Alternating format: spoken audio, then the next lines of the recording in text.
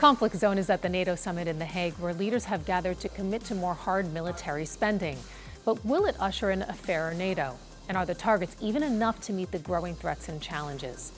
We sat down with the Prime Minister of Denmark, the President of the Czech Republic, and the Foreign Minister of Poland.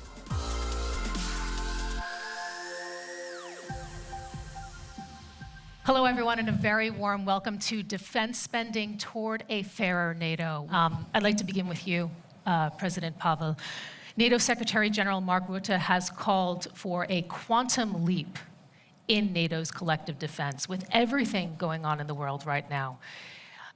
Is 5% of GDP even enough? What do European members of NATO need to feel safe? Well, we will not be safe by sheer numbers. We'll be safe by capabilities.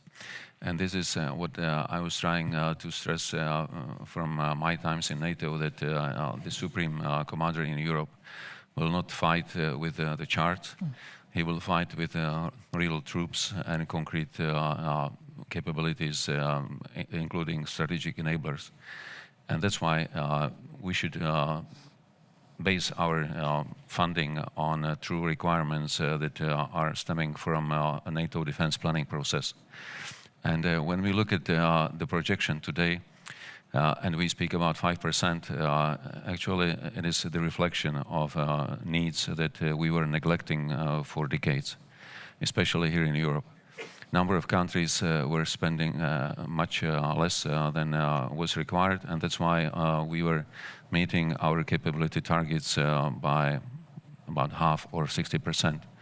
And these gaps are now visible everywhere, and that's why we really have to spend much more for real capabilities. And when we count all the capabilities that we need to face the challenges, we come to at about 3.5, 3.6%. And I want to talk about the timetable to get there, in fact, with the Prime Minister of Denmark, because you know, NATO members, we now know the framework, right? You're set to agree on this target of 5% of GDP on defense by 2035, but that's already 2 years later than the original proposal. And if I recall correctly, you said that was too late. How do you feel about that 10-year timetable now? First of all, good afternoon, everybody. No, I think 10 years from now is too late, to be very frank and to be honest. My suggestion have been 2030 at latest. And I would like us as Europeans to rearm so we are able to defend ourselves and to deter Russia. For me, 10 years is it's a bit too hopeful. And I guess you have invited 3 guests on the stage today who are very aligned, who look at Russia with the same eyes. And with everything we see from Russia today, we have to be able not only to defend ourselves, not only to deter when it comes to Russia, but we have to be willing to do what is needed. And therefore 3.5, it's a good decision. When you're asking, are we sure that it's enough? No, of course not. And we have to do what is needed.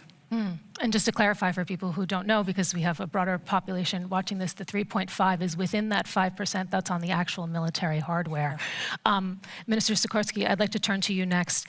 How are you seeing the evolving threat picture? Because, I mean, we just look in the past couple of days. It has been evolving around the world, in fact, especially for the European members of NATO. Are you even keeping pace with the evolving threats in the world? Well, let's take them one by one. For us, Russia is the main threat. Poland has been spending a solid 2% of GDP for 15 years. We're now at 4.7, and that in real numbers is 50 billion. Our military budget is now bigger than Turkey's, and we have one of the highest proportions of GDP of the military budget spent on procurement.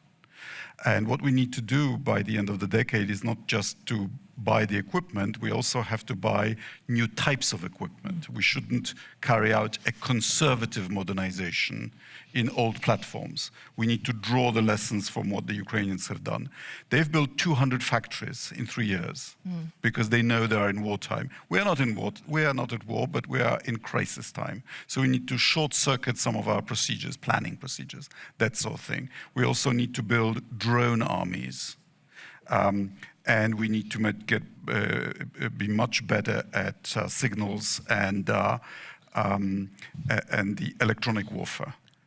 We don't need to be as good as the United States. We just need to be better than the Russians. But the Russians are learning very fast too.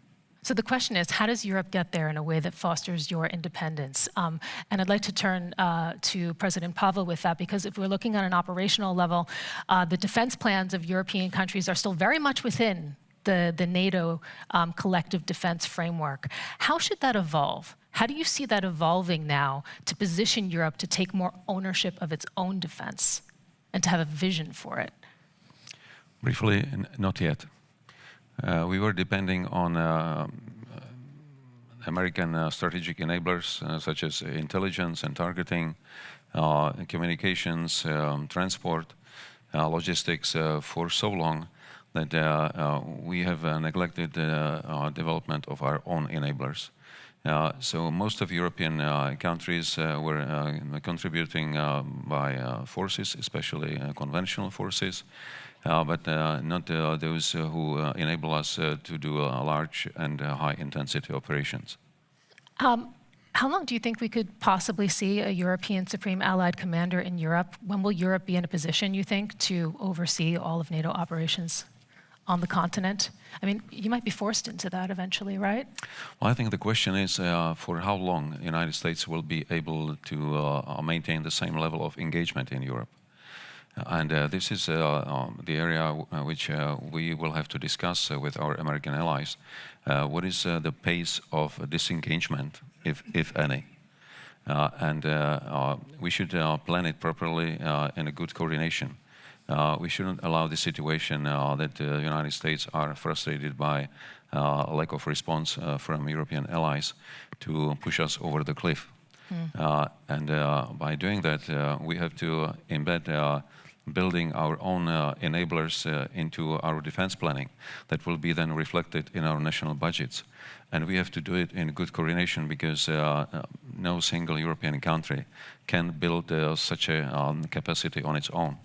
That's why we will have to most probably come back to the concept of framework nation, where the biggest European nations will be able to provide the skeleton of a capability, and many mid-sized and smaller countries will contribute to develop that capability in full. You know, as we know, Trump does not see the United States as the guarantor of European security, or at least he's said that to varying degrees in the past months and year. How long is it before Europe can really accelerate its own industrial strategy for defense? Mette Frederiksen, I'd like to ask you what you see as the next steps to kind of get this going with the sort of speed that you're talking about, and also keeping in mind that you're taking over the rotating presidency of Europe. Well, let me start by saying you're totally right. We are not at wartime, but we are definitely not at peacetime anymore. And I think the awareness about this is at the right place now when we are talking about spending. You are totally right. Spending and words about how many money we are going to spend will not deter Russia. It's only capabilities that will ensure Europe at the end of the day. So I think looking at that, we are moving in the right direction. But if you look at our industrial capacity, it is still functioning as it were at peacetime. And maybe that's it. The next step for NATO and for Europe is to take the way we think now on defense spending has to be, we have to look at our production lines and production capacity with the same eyes. And we will take over presidency in a few days from now. Security, rearming Europe, the industrial base is our number one priority, especially looking at air defense drones. I mean, when we couldn't find any more ways to donate to Ukraine, we started this Danish model financing directly production in Ukraine, and it's working. I mean, their scale, their speed, and I mean, they're producing much faster and better than the rest of us. What's the vision do that for at wartime? What's the vision for all of Europe? The vision is, of course, that the industrial capacity have to be able to ensure that what we need when it comes to defense and deterrence can be produced. Not all of it in Europe, because we don't need that. I mean, we have a very close cooperation with the US, with other partners around the globe. And I think we have to continue in doing that. But of course, the industrial base have to ensure that we are able to do what we want militarily. So if you ask me, I think we need some kind of like an emergency brake when it comes to our industry, because, I mean, time cannot be our enemy right now, and therefore a kind of emergency brake where we produce 24/7, 365 days a year, I think is needed. And Putin has woken a giant. We are now going to spend real money on defense. We have 1.5 billion in grants from EDIP. This will grow in future. We have 150 billion done under the Polish presidency in the SAFE instrument, in loans. Countries will now be able to spend beyond their deficit limits on defense. This will be hundreds of billions before even... so money is not going to be a constraint. Within a few years, Russia will find that it will be very difficult for them to match our spending, which is exactly what happened to the Soviet Union in the 1980s. But as part of that plan, you know, you're very much relying on the American defense industry, and you have highlighted yourself, Poland is a great customer, actually, of the American defense industry as you make those targets that keep pushing the envelope. But how vulnerable does it leave you to a possible American disengagement? We will continue to buy ally. We will buy Korean, we'll buy American, but we are also developing our own capabilities. Our short-range anti-aircraft missiles are very popular. We make our APCs. We've learned a lot on our supplies of howitzers to the Ukrainian army, and we need to learn from the Ukrainians. They have the most up-to-date AI generated data about what a modern front line looks like. Ukrainian army is the biggest army in Europe on our side, and the Ukrainian defense industry is the most efficient defense industry on our side. We need each other. I'd like to talk a little bit, I'm not finished with America yet, and I'd like to ask Mette Frederiksen actually to chime in here, because, you know, the transatlantic alliance is based on shared values. President Trump, we all know he has teased this drastic measure to take over Greenland. Can you rely on your American partners? Are the shared values still there? Well, I will say I'm really transatlantic in my heart, and I will do almost anything and everything to ensure that NATO is still the most important alliance in the future. So I'm not going to say anything. I'm not going to do anything against the US, and you will never find me in that position. We have a disagreement about Greenland for now. I think the president is serious about this question, and so are we, because I think all of us have to respect the sovereignty of the Kingdom of Denmark, and of course the future of Greenland has to be decided in Greenland and nowhere else.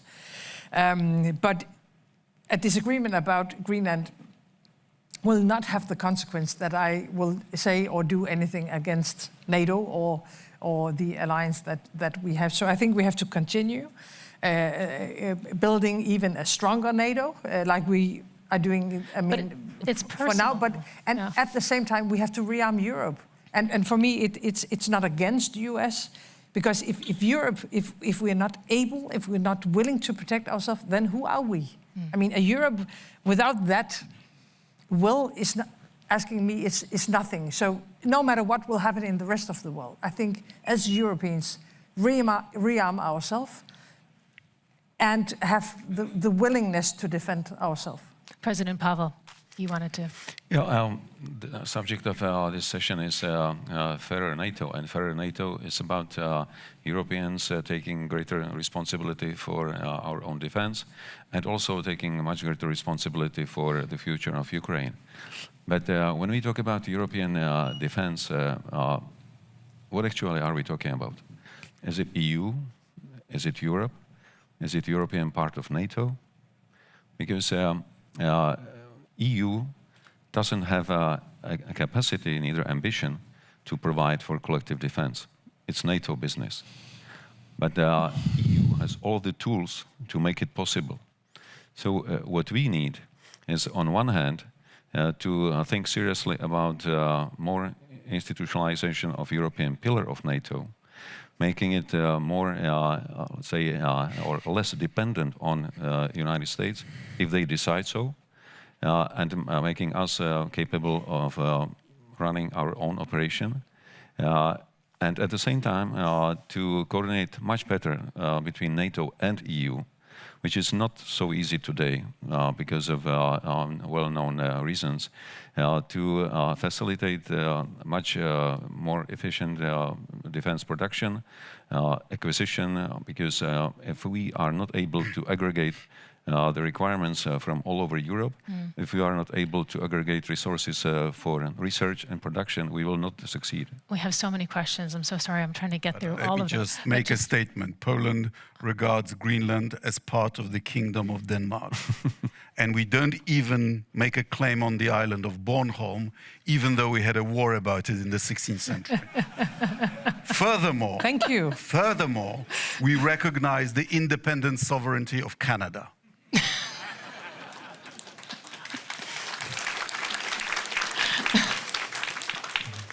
I want to talk a little bit more about the Western Alliance, because you've said that the breakdown of the Western Alliance is one of the biggest threats that is facing Poland. We heard the Secretary General, Mark Rutte, say this morning, and I don't want to misquote him, I think he said that he thinks that the Americans are totally committed to NATO. But it comes with this qualifier that they want to see an increase in defense spending from the European countries and also from Canada. You have Spain, who's come out and now said that they plan to opt out. Does that position you for a further clash with the US? No. It's true that the sense of security or insecurity is not evenly spread across the European continent. It's just a fact of geography. And I believe that in the communique that we are going to have tomorrow, there are no dates by which we need to achieve the spending. Look, we should give credit where credit is due. President Trump was right in his first term when he said that allies were not fulfilling their own commitments from previous summits. We have since then doubled, as non-US NATO allies, our spending. If we achieve the aims that are being sketched out now, we will be, as non-US NATO, will be at par with the United States. And then, by the way, we will be able to deter Putin on our own. What's not to like? Mette Frederiksen, I'd like to come to you because the question is, how are you going to bring your publics along with this? I mean, this is the summit now, but you have to bring it back to the people at a time when many countries' populism is on the rise. You have to sell this. 5% of GDP is big, even for a country like Denmark, and you have some ministers warning, saying that bigger defense budgets will take a toll on Europe's welfare system. Is that a price that the public is willing to pay? Well, first of all, I would say I have doubled. Since I became Prime Minister, I have doubled what we are spending on defense in Denmark. And I mean, with great support from the Danes, because the situation is as it is, and we have to do what is needed. So I think we have to be very, very clear as leaders and as politicians, saying, of course, we will be able to defend ourselves. Full stop, end of discussion. And after that, we can discuss how to finance it. Of course, as a social democrat, I want us to be social balanced. And I think we are able to do that. We have made some quite good decisions in the European Union a month ago on loans, and I mean, today we have another view, a different view on how to finance what is needed. I think it is possible, but at the same time, I would like to underline that everybody have to participate now. I mean, things are too serious. So the 3.5 is, I think, for me, we cannot continue discussing whether or not we are going to achieve that goal. So then, to reindustrialize Europe. Yes, of course. What concrete mechanisms now need to be put in place to make sure that countries actually meet their pledges and don't delay as they have done in the past? And just to say, this is probably the final word. I think at the first place to make our national plans how to meet the target. We haven't done that in 2014 after the Wales summit. It took us a couple of years, but if we provide national plans coming to desired objective, and we will review it year by year, I think it will create a lot of pressure on the nations to meet their targets. But at the same time, I wouldn't only go on monitoring the figure of percentage on GDP, but I would also monitor the efficiency of meeting capability targets, because this is what really matters. Minister Sikorski, what's your thought on this? Well, I had a spirited discussion about this with our finance minister. And he's asked all the time, how do you manage to justify 4.7% of GDP? And he tells them, well, I'd be crucified if I didn't. The closer you are to Russia, the more you spend. We've learned over 500 years that when the Russians threaten you, you can trust it. And we have a saying in Poland that every country has an army, either your own or a foreign one. In the medium to long term, your own is cheaper. Prime Minister Frederiksen. Well, I don't think it's fair today to you know, as leaders to say that, well, we live in a part of Europe where the distance to Russia is different from Poland. I think we have to, now it's a question about being united. It's a question about solidarity, but it's also a question about that it is Europe that have to be able to defend itself, not Poland, not Czech Republic, not the Baltic countries, it's Europe. And therefore, you know, this idea of an opt-out for some countries, I disagree. And I think everybody has to put on the table what is needed now. And at the end of the day, it's a question about going back to our people, to our communities, to our parliament, saying, well, now it's time for Europe to stand up and everybody has to participate.